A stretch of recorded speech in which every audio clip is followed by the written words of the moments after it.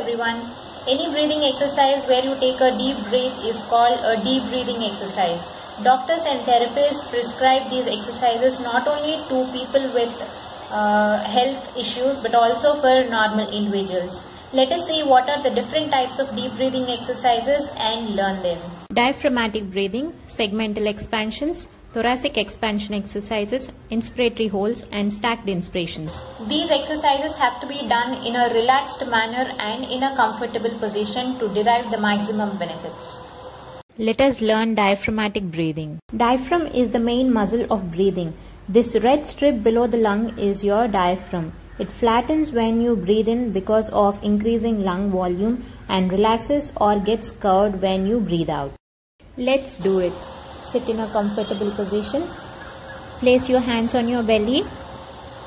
With every deep breath you take in, your belly has to move out, and when you breathe out, it has to move in.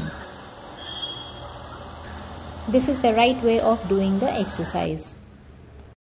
Because of the belly movement, it is also called belly breathing. Coming to its benefits, when practiced 3 to 5 minutes regularly, it is found to reduce physical and mental stress and provides calmness to the mind and body. It improves functioning of heart and lungs in your body, reduces blood pressure and heart rate.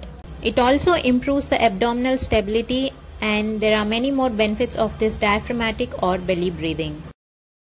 The common mistake in this exercise is using neck and shoulder muscles instead of using diaphragm. In this, you can observe the belly is moving in when you breathe in the air and belly is popping out when you breathe out the air. This is a wrong method of diaphragmatic breathing and it should be avoided completely because on a long run it causes neck pain and other posture related problems of neck and shoulder. Do this exercise the right way and enjoy its benefits. Hope you like the video. See you soon with segmental expansion exercises. Until then, take care. Thank you.